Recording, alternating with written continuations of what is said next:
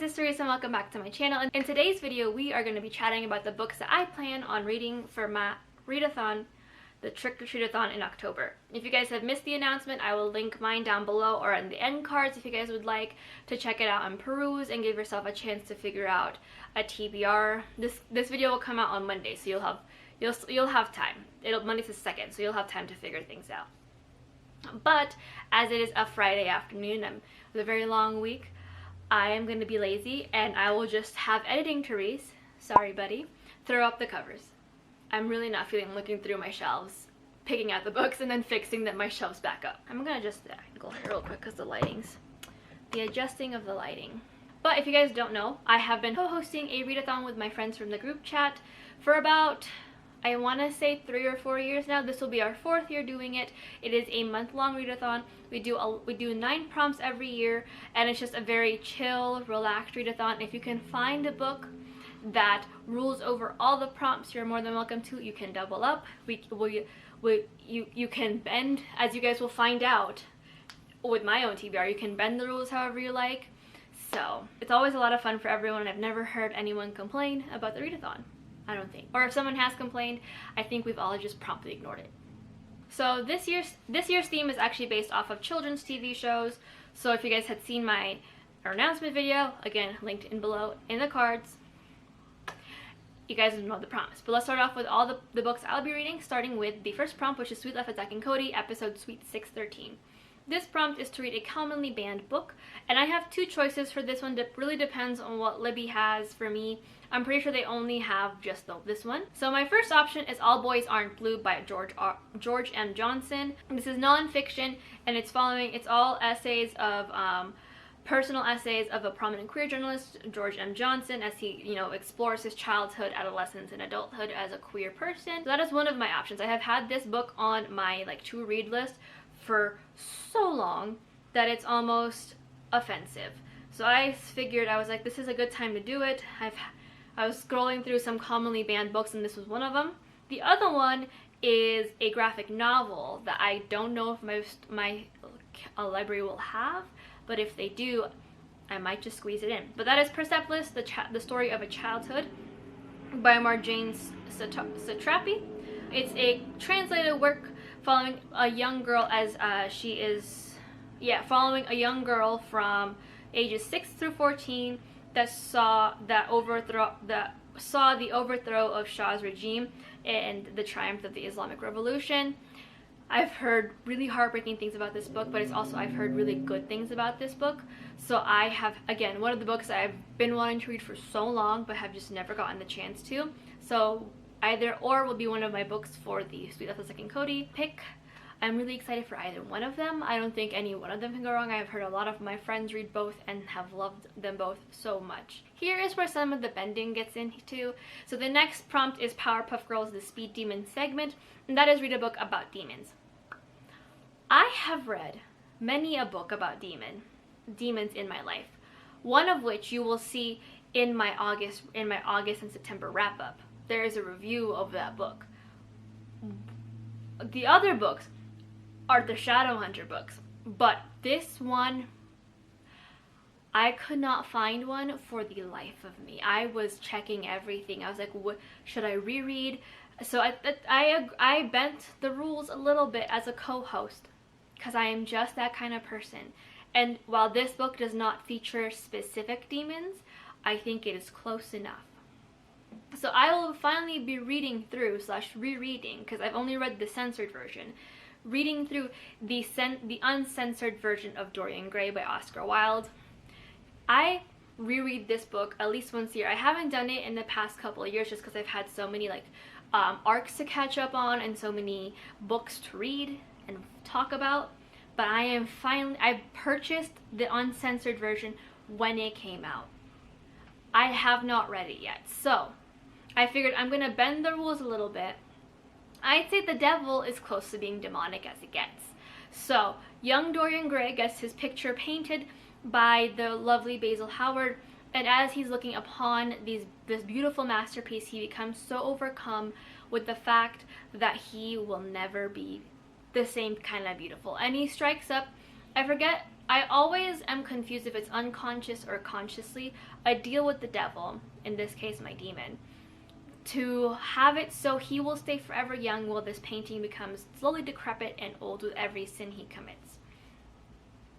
The uncensored version is supposed to be the original work that Oscar Wilde wanted to release into the journals. However, because of Victorian society, they said it was too queer and had too much sexual content to be released. So the one that we have all adored and loved is the censored version, and that has been reduced with a lot of the queer content. So I guess in some ways, we can say that if this was in the Victorian era, reading a book about queer people would be considered demonic. So bending the rules, but it fits, because I couldn't find a book. The next book is The Simpsons Treehouse of Horror 4. And that is Read a Short Story. I'm actually going to do a short story collection because I haven't read this series in a while, and I figured why not, spooky season. But that is Short Stories to Tell in the Dark by, I think, Alan something. I'm reading the first one. These are just basically, as it says, it's now a movie. I think they took bits from all three books. But the first one is one of my favorites just because it was so creepy and so like atmospheric from what I remember reading about it. It gave me nightmares for so long. So I'm excited to read this short story collection, probably just curl up one of these nights and enjoy it and just like remember what it was like to be a child and to just be so immersed in a book that I was truly terrified of accidentally eating someone's toe in soup or getting a pimple. I think this is like an internal fear of mine still, like having a really bad pimple and it pops and there's spiders that come out. That fear hasn't left me since I was a child. So if that tells you anything about how much these books have probably traumatized me, that should be enough. And here's also where the doubling up comes from. So this is going to be a double up for Curse the Cowardly Dog, which is the King Ramses curse, which is read a book involving a curse, and then the Magic Schoolhouse book, Schoolhouse Prompt, which is read a middle grade or a children's novel. And that is it's going to have to be Freddy versus the Family Curse by Tracy Badois. This is a middle grade novel following young Freddy. He's Filipino. And he little dude's on a time crunch. He has to somehow break this family curse or else he'll be trapped in an amulet forever. It sounds right up my alley for spooky season. I don't have the physical copy of this book yet. I am hoping to purchase it this weekend. So we will see. It'll be in my hands. And it's also part of my 5-star predictions vlog. So there'll be a 5-star predictions vlog that will come out this month as well, which is great, great, great. The next one is That's So Raven, and that is Don't Have a Cow episode, you know, the one where she and Chelsea become cows. And that is read a book with an animal on the cover or in the title. This was also one I struggled with. I had to turn to Google to get the scientific definition of what an insect is, and it is in fact an animal. So I'm going to go with The Beautiful Ones by Sylvia Moreno Garcia, and you're like, Therese, there's no animals. There are insects on this cover, so therefore there are animals, because by science and through Google, it says insects are in fact an animal. I helped make these prompts, you guys. And I sat there and was like, oh, it's going to be so much fun. This is going to be so easy. It is not easy. I don't know why I thought some of these prompts would be easy. It's not easy. I have read books about demons my entire life, and somehow I can't find one when it counts. I have had books with animals and on the cover and in titles, and when it counts, whoop, whoop, nothing. I had to pull the book out because I actually don't know what this book is about. I just heard that it is like some type of gorgeous writing, which I'm not doubting. But this is an adult, I think, historical fantasy, and it follows Losail's most notable socialites, and this spring it's Nina's chance, the main character, to join their ranks, courtesy of her well-connected cousin and his calculating wife. But the grand season has begun, and already Nina's debut has gone disastrously awry. She has always struggled to control her telekinesis. Neighbors call her the Witch of the Old House, and the haphazard manifestation of her powers make her the subject of malicious gossip. While the entertainer Hector Orove arrives to town, when the entertainer Hector Orove arrives to town, Nina is dazzled. A telekinetic like her, he has traveled the world performing his talents for admiring audiences. He sees Nina not as a witch, but ripe with potential to master her power under his tutelage. With Hector's help, Nina's talent blossoms, as does her love for him. But great romances are for fairy tales, and Hector is hiding a truth from Nina and himself that threatens to end their courtship before it truly begins. I have heard really good things about this book. I am, as you guys know, love have loved all of Silvia Moreno Garcia's books. I think I've had some of them on my top 10 of the years, so I'm really excited, and I hope this book will end up on that list. This is also one of my other double ups. My bad. But the beautiful ones will be a doubling up for my That's So Raven Don't Have a Cow and Lizzie McGuire, Day of the Night of the Living Dead. Night of the Day of the Living Dead? Day of the Night of the Living Dead? It's confusing. But that is read a book by a Latina author, and Silvia Moreno Garcia is also Latina. So doubling up, saving myself some time, some effort, and maybe give me some time to read some arcs. The next book and prompt is actually the other book for my 5-star predictions list. Let me grab that. And the prompt is Teen Titans, and that is from the Haunted episode, you know, where Robin hallucinates Slade and it's creepy and fantastic.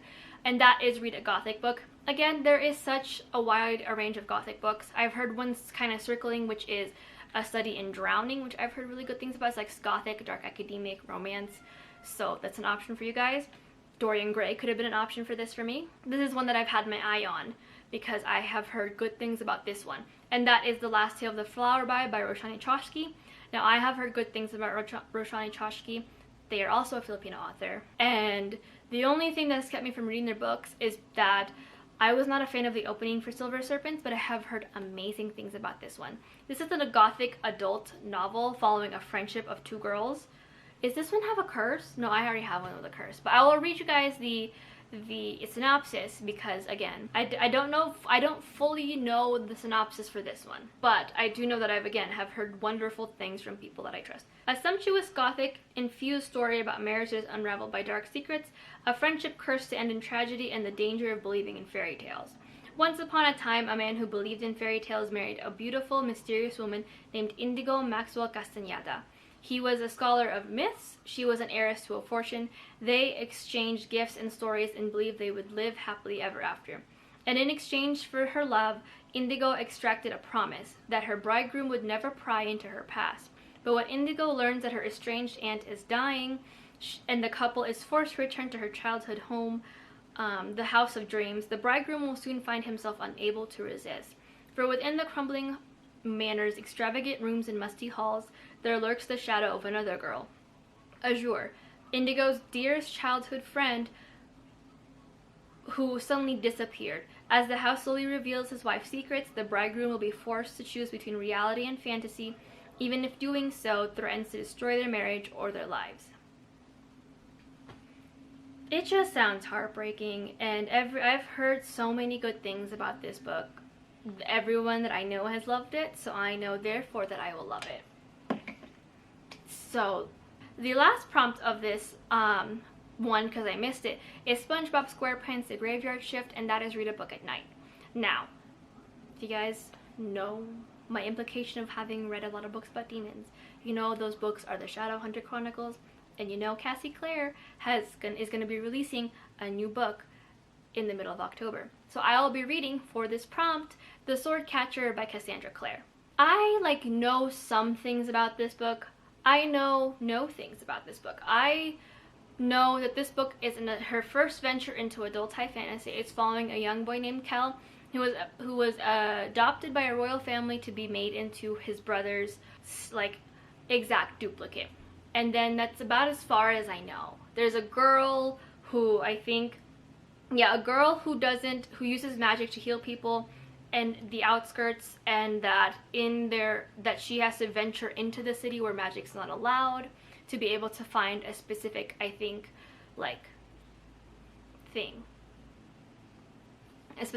for her healing practices. That's all I know. I have heard very mixed things so far from ARC readers. People are saying it's the best thing she's ever written. People are comparing it to Darker Shade of Magic, which I understand. It sounds very, very familiar. But also a lot of other things sound very, very familiar to Darker Shades of Magic. So I'm not gonna harp on it.